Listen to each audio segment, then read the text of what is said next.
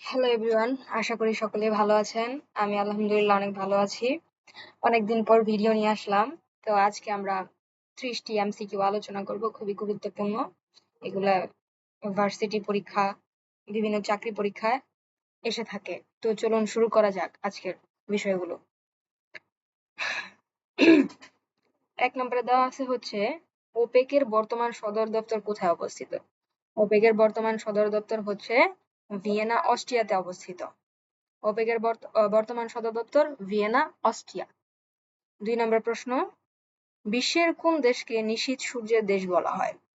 বিশ্বের কোন দেশকে নিশীথ সূর্যের দেশ বলা হয়? এটা হচ্ছে নরওয়ে। নরওয়েকে নিশীথ সূর্যের দেশ বলা হয়। চলুন যাওয়া যাক 3 নম্বর প্রশ্নে। 3 নম্বর প্রশ্নে হচ্ছে দেওয়া আছে যে আন্তর্জাতিক আদালতের সদর দপ্তর কোথায় অবস্থিত? আন্তর্জাতিক আদালতের সদর দপ্তর হচ্ছে নেদারল্যান্ডসের হেগে অবস্থিত। নেদারল্যান্ডসের হেগে অবস্থিত। দা হেগ, নেদারল্যান্ডস। যদি নেদারল্যান্ডস না থাকে তাহলে আমরা দা হেগ দিব। দা হেগ না থাকলে নেদারল্যান্ডস দিব। মানে যেটা থাকবে ওইটা দিব আর কি, দুটার মধ্যে থেকে একটা। তারপরে 4 নম্বর প্রশ্ন, গ্রিনিচ মান মন্দির কোন দেশে অবস্থিত? গ্রিনিচ মান মন্দির এটা হচ্ছে যুক্তরাজ্যে অবস্থিত। যুক্তরাজ্যে অবস্থিত। অনেকে কনফিউশনে পড়ে যায় যুক্তরাষ্ট্র আর যুক্তরাজ্যের মধ্যে। যুক্তরাজ্যে অবস্থিত।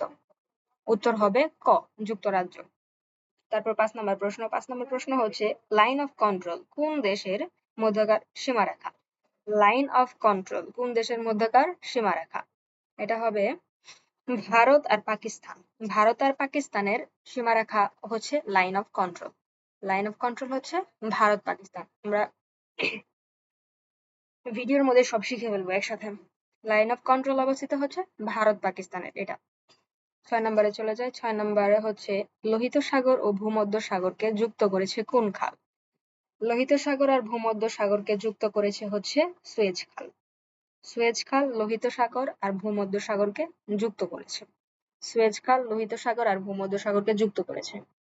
মনে থাকবে, এভাবে পড়লে আমরা মনে রাখতে পারবো। আর লাইন অফ কন্ট্রোল কোন দেশের মধ্যকার সীমারেখা? লাইন অফ কন্ট্রোল হচ্ছে ভারত পাকিস্তানের মধ্যকার সীমারেখা।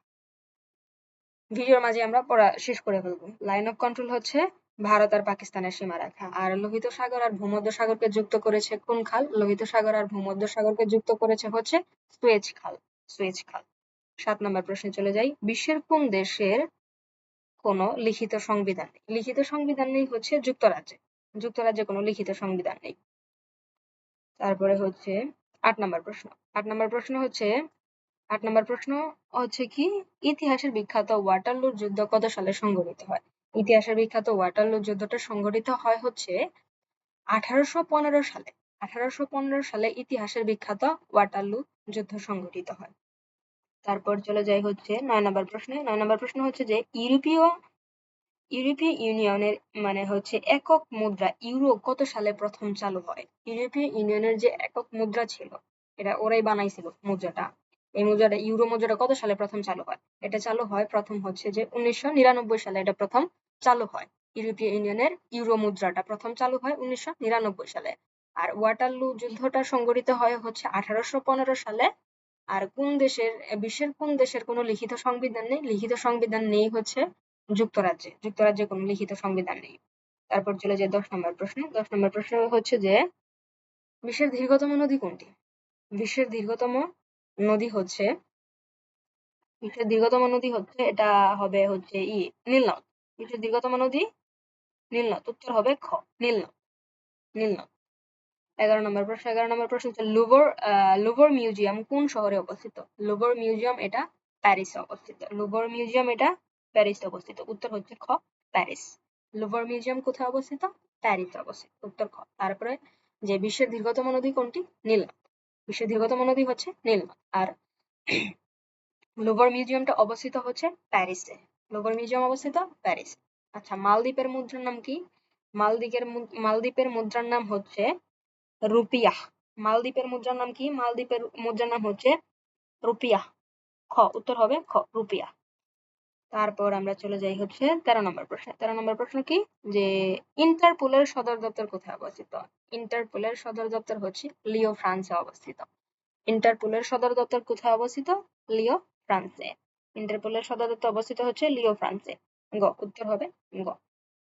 তারপর চলে যাই 14 নম্বর প্রশ্ন। 14 নম্বর প্রশ্ন কি? পৃথিবীর ছাদ বলা হয় কোন মালভূমিকে? এটা আমরা সকলেই জানি, এটা অনেক চাকরি পরীক্ষা, অনেক ভার্সিটি পরীক্ষা আসে, বারে বারে আসে। পৃথিবীর ছাদ বলা হয় হচ্ছে পামির মালভূমিকে।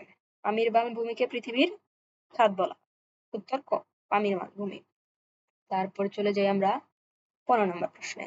আচ্ছা, নোবেল পুরস্কার দেওয়া শুরু হয় কত সাল থেকে? নোবেল পুরস্কার দেওয়া শুরু হয় কত সাল থেকে? 1901 সাল থেকে নোবেল পুরস্কার দেওয়া শুরু হয়। 1901 সাল থেকে নোবেল পুরস্কার দেওয়া শুরু হয়। পামির মালভূমি কোথায় অবস্থিত? আচ্ছা সরি, পৃথিবীর ছাদ বলা হয় পামির মালভূমিকে। আর ইন্টারপোলের সদর দপ্তর অবস্থিত হচ্ছে লিও ফ্রান্সে। ফ্রান্সের সদর দপ্তর অবস্থিত। আর মালদ্বীপের মুদ্রার নাম হচ্ছে রুপিয়া। মালদ্বীপের মুদ্রার নাম রুপিয়া। আর নোবেল পুরস্কার দেওয়া শুরু হয় হচ্ছে 1901 সাল থেকে। 1901 সাল। উত্তর খ। চলে যাই 16 নম্বর প্রশ্নে। 16 নম্বর এগুলা বিজ্ঞান আর প্রযুক্তি নিয়ে প্রশ্ন আছে, চলে আমরা দেখি। 16 নম্বর প্রশ্ন দেওয়া আছে হচ্ছে যে মানব দেহের ক্রোমোজোমের সংখ্যা কতটি? মানব দেহের ক্রোমোজোমের সংখ্যা হচ্ছে 46টি। উত্তর গ, মানব দেহের ক্রোমোজোমের সংখ্যা 46টি। তারপর আছে 17 নম্বর প্রশ্ন, কোন আলোর তরঙ্গদৈর্ঘ্য সবচেয়ে বেশি? হ্যাঁ, আচ্ছা আমরা যেটা পড়তেছিলাম, কোন আলোর তরঙ্গদৈর্ঘ্য সবচেয়ে বেশি? এটা হবে লাল আলোর তরঙ্গদৈর্ঘ্য সবচেয়ে বেশি। উত্তর ক, লাল আলো। লাল আলোর তরঙ্গদৈর্ঘ্য সবচেয়ে বেশি। আর আমরা চলে যাই হচ্ছে এটা 18 নম্বর প্রশ্ন। এটা হবে 18 নম্বর প্রশ্ন। 18 নম্বর প্রশ্নটা হচ্ছে 18 নম্বর প্রশ্ন, পেনিসিলিন কে আবিষ্কার করেন? সকলেই আমরা জানি পেনিসিলিন কে আবিষ্কার করে Alexander Fleming. Alexander Fleming penicillin আবিষ্কার করে, আলেকজান্ডার ফ্লেমিং। তাহলে কোন আলোর তরঙ্গদৈর্ঘ্য সবচেয়ে বেশি? লাল। মানবদেহের ক্রোমোজোমের সংখ্যা কতটি? 46টি। পেনিসিলিন আবিষ্কার করে কে?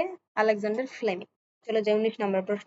19 নম্বর প্রশ্নটা হচ্ছে যে কম্পিউটারের স্থায়ী স্মৃতিশক্তিকে কি বলা হয়, বা পার্মানেন্ট মেমোরিকে কি বলা হয়? কম্পিউটারের পার্মানেন্ট মেমোরিকে বলা হয় হচ্ছে রম। রম। রমের পূর্ণরূপ হচ্ছে রিড অনলি মেমোরি।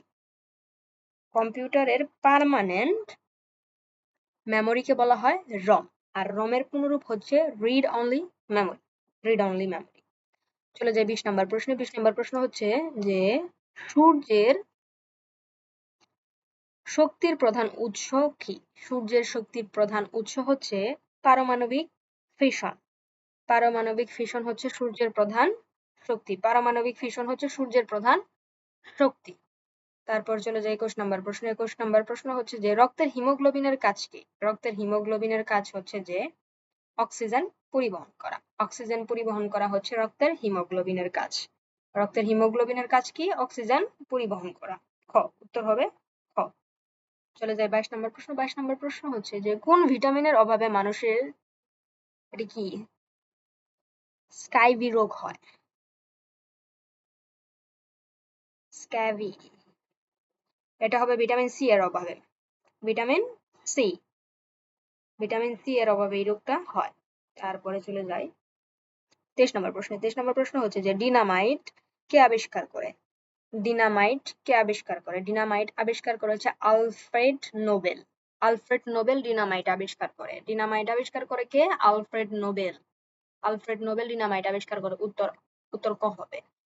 তারপর 24 নাম্বার, উড়োজাহাজের গতি নির্ণায়ক যন্ত্রের নাম কি? উড়োজাহাজের গতি নির্ণায়ক যন্ত্রের নাম হচ্ছে ট্যাকোমিটার। উড়োজাহাজের গতি নির্ণায়ক যন্ত্রের নাম কি? উড়োজাহাজের গতি নির্ণায়ক যন্ত্রের নাম হচ্ছে ট্যাকোমিটার। উত্তর খ, ট্যাকোমিটার। উড়োজাহাজের গতি নির্ণায়ক যন্ত্রের নাম ট্যাকোমিটার। 25 নাম্বার, লাফিং গ্যাসের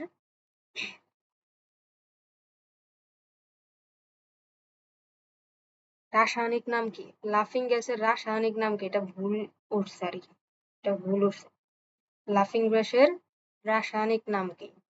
রাসায়নিক নাম হচ্ছে যে নাইট্রাস অক্সাইড। লাফিং গ্যাসের রাসায়নিক নাম হচ্ছে নাইট্রাস অক্সাইড। এই গ্যাসটা ছাড়লে সবাই হাসাহাসি শুরু করে দেয়। Nitrous oxide. তারপর চলে যাই 26 নম্বর প্রশ্নে, ফেসবুকের বর্তমান মাদার কোম্পানির নাম কি? ফেসবুকের বর্তমান মাদার কোম্পানির নাম আমরা সকলে জানি মেটা। ফেসবুকের বর্তমান মাদার কোম্পানির নাম হচ্ছে মেটা। মেটা, উত্তর খ মেটা। মানবদের সবচেয়ে বড় হাড় বা অস্থির নাম কি? মানবদের সবচেয়ে বড় হাড় বা অস্থির নাম হচ্ছে ফিমার। মানবদের সবচেয়ে বড় হাড় বা অস্থির নাম হচ্ছে ফিমার। তারপর চলে যাই 28 নম্বর প্রশ্ন। 28 নম্বর প্রশ্ন হচ্ছে যে বায়ুমণ্ডলে কোন গ্যাসের পরিমাণ সবচেয়ে বেশি? বায়ুমণ্ডলে আমরা সকলে জানি বায়ুমণ্ডলে হচ্ছে নাইট্রোজেন গ্যাসের পরিমাণ সবচেয়ে বেশি। বায়ুমণ্ডলে নাইট্রোজেন গ্যাসের পরিমাণ সবচেয়ে বেশি, নাইট্রোজেনের পরিমাণ সবচেয়ে বেশি। তারপর চলে যাই পানির নিচে শব্দ রেকর্ড করার যন্ত্রের নাম কি? পানির নিচে শব্দ হইলে এটা রেকর্ড করা যায়, যন্ত্রের নামটা হচ্ছে হাইড্রোফোন। পানির নিচে শব্দ রেকর্ড করার যন্ত্রের নাম হচ্ছে হাইড্রোফোন। তারপর চলে যায় যে 30 নম্বর প্রশ্ন, লাস্ট প্রশ্ন আমাদের এটা। বিদ্যুৎ পরিমাপের আন্তর্জাতিক একক কি? বিদ্যুৎ পরিমাণের আন্তর্জাতিক একক হচ্ছে অ্যাম্পিয়ার। বিদ্যুৎ পরিমাণের আন্তর্জাতিক একক হচ্ছে অ্যাম্পিয়ার। বিদ্যুৎ পরিমাপের আন্তর্জাতিক একক অ্যাম্পিয়ার। তো আমাদের 30টা প্রশ্ন শেষ হলো। আমি আরেকবার দেখাচ্ছি, এগুলা সবাই পড়ার চেষ্টা করবেন, বারবার বারবার বললে মনে থাকে। আর আমরা আরেকবার রিভিশন দিব, এত ডিটেলসে বলবো না, শুধু বলে যাবেন। আচ্ছা, এক, ওপেকের বর্তমান সদর দপ্তর কোথায় অবস্থিত? ওপেকের বর্তমান সদর দপ্তর আমরা জানি ভিয়েনা, অস্ট্রিয়াতে। Vienna, Austria. ওপেকের বর্তমান সদর দপ্তর ভিয়েনা, অস্ট্রিয়া। এভাবে বিশ্বের কোন দেশকে নিশীর সূর্যের দেশ বলা হয়? নরওয়ে।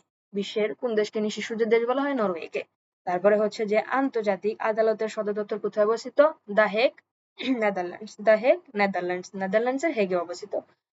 গ্রিনিচ মান মন্দির কোন দেশে অবস্থিত? যুক্তরাজ্যে অবস্থিত। গ্রিনিচ মান মন্দির যুক্তরাজ্যে অবস্থিত। লাইন অফ কন্ট্রোল কোন দেশের মধ্যকার সীমারেখা? লাইন অফ কন্ট্রোল হচ্ছে ভারত পাকিস্তানের মধ্যকার সীমারেখা। লাইন অফ কন্ট্রোল ভারত পাকিস্তানের মধ্যকার সীমারেখা। লোহিত সাগর আর ভূমধ্যসাগরকে যুক্ত করেছে কোন খাল? সুয়েজ খাল। লোহিত সাগর ভূমধ্যসাগরকে যুক্ত করেছে সুয়েজ খাল। বিশ্বের কোন দেশের কোনো লিখিত সংবিধান নেই? লিখিত সংবিধান নেই যুক্তরাজ্যে। ইতিহাসের বিখ্যাত ওয়াটারলু যুদ্ধ কত সালে হয়েছিল? 1815 সালে হয়েছিল। ওয়াটারলু যুদ্ধ হয়েছিল 1815 সালে। ইউরোপীয় ইউনিয়নের একক মুদ্রা কত সালে প্রথম চালু হয়? ইউরোপীয় ইউনিয়নের একক মুদ্রা প্রথম চালু হয় হচ্ছে 1999 সালে। এক মুদ্রা চালু হয় প্রথম 1999 সালে। বিশ্বের দীর্ঘতম নদী কোনটি? বিশ্বের দীর্ঘতম নদী হচ্ছে নীল নদ। তারপর হচ্ছে লোভার মিউজিয়াম কোথায় অবস্থিত? লোভার মিউজিয়াম হচ্ছে যে প্যারিসে অবস্থিত। লোভার মিউজিয়াম কোথায় অবস্থিত? প্যারিসে অবস্থিত। মালদ্বীপের মুদ্রার নাম কি? রুপিয়া। মালদ্বীপের মুদ্রার নাম হচ্ছে রুপিয়া। ইন্টারপোলের সদর দপ্তর কোথায় অবস্থিত? লিও, ফ্রান্সে অবস্থিত। লিও, ফ্রান্সে অবস্থিত। ইন্টারপোলের সদর দপ্তর কোথায় অবস্থিত? লিও, ফ্রান্সে। পৃথিবীর ছাদ বলা হয় কোন মালভূমিকে? পৃথিবীর ছাদ বলা হয় হচ্ছে পামির মালভূমিকে। তারপর হচ্ছে নোবেল পুরস্কার দেওয়া শুরু হয় কত সাল থেকে? নোবেল পুরস্কার দেওয়া শুরু হয় হচ্ছে যে 1901 সাল থেকে নোবেল পুরস্কার দেওয়া শুরু হয়। তারপরে মানবদেহের ক্রোমোজোমের সংখ্যা কতটি? মানবদেহের ক্রোমোজোমের সংখ্যা হচ্ছে 46টি। কোন আলোর তরঙ্গদৈর্ঘ্য সবচেয়ে বেশি? লাল আলোর তরঙ্গদৈর্ঘ্য সবচেয়ে বেশি। পেনিসিলিন কে আবিষ্কার করেন? Alexander Fleming. Alexander Fleming penicillin আবিষ্কার করেন। কম্পিউটারের স্থায়ী স্মৃতিশক্তি বা পার্মানেন্ট মেমোরিকে কি বলা হয়? রম। রমের পুনরূপ হচ্ছে রিড অনলি মেমোরি। সূর্যের শক্তির প্রধান উৎস কি? পারমাণবিক ফিশন। তারপরে হচ্ছে রক্তে হিমোগ্লোবিনের কাজ কি? অক্সিজেন পরিবহন করা। রক্তের হিমোগ্লোবিনের কাজ হচ্ছে অক্সিজেন পরিবহন করা। কোন ভিটামিনের অভাবে মানুষের স্ক্যাবি রোগ হয়? ভিটামিন সি এর অভাবে। ডিনামাইট কি আবিষ্কার করেন? ডিনামাইট আবিষ্কার করে হচ্ছে যে ডিনামাইট আবিষ্কার করেছে Alfred Nobel. Alfred Nobel dynamite আবিষ্কার করে। উড়োজাহাজের গতি নির্ণায়ক যন্ত্রের নাম কি? ট্যাকোমিটার। উড়োজাহাজের গতি নির্ণায়ক যন্ত্রের নাম হচ্ছে ট্যাকোমিটার। লাফিং গ্যাসের রাসায়নিক নাম কি? Nitrous oxide. লাফিং গ্যাসের রাসায়নিক নাম হচ্ছে নাইট্রাস অক্সাইড। তারপরে হচ্ছে যে ফেসবুকের বর্তমান মাদার কোম্পানির নাম হচ্ছে মেটা। ফেসবুকের বর্তমান মাদার কোম্পানির নাম হচ্ছে মেটা। মানবদের সবচেয়ে বড় হাড় বা অস্থির নাম কি? ফিমার। মানবদের সবচেয়ে বড় হাড় বা অস্থির নাম হচ্ছে ফিমার। বায়ুমণ্ডলে কোন গ্যাসের পরিমাণ সবচেয়ে বেশি? বায়ুমণ্ডলে নাইট্রোজেনের পরিমাণ সবচেয়ে বেশি। বায়ুমণ্ডলে নাইট্রোজেনের পরিমাণ সবচেয়ে বেশি। পানির নিচে শব্দ রেকর্ড করার যন্ত্রের নাম কি? হাইড্রোফোন। পানির নিচে শব্দ রেকর্ড করার যন্ত্রের নাম হচ্ছে হাইড্রোফোন। বিদ্যুৎ পরিমাপের আন্তর্জাতিক একক কি? অ্যাম্পিয়ার। বিদ্যুৎ পরিমাপের আন্তর্জাতিক একক হচ্ছে অ্যাম্পিয়ার। এই তো আমাদের 30টা প্রশ্ন শেষ হলো। আলহামদুলিল্লাহ, আমরা নেক্সট টাইম আরো ইম্পর্টেন্ট প্রশ্ন নিয়ে আসার চেষ্টা করব। আশা করি সকলের এই ভিডিওটা ভালো লাগবে। সবাই আমার চ্যানেলটিকে সাবস্ক্রাইব করে দেবেন। ধন্যবাদ সবাইকে।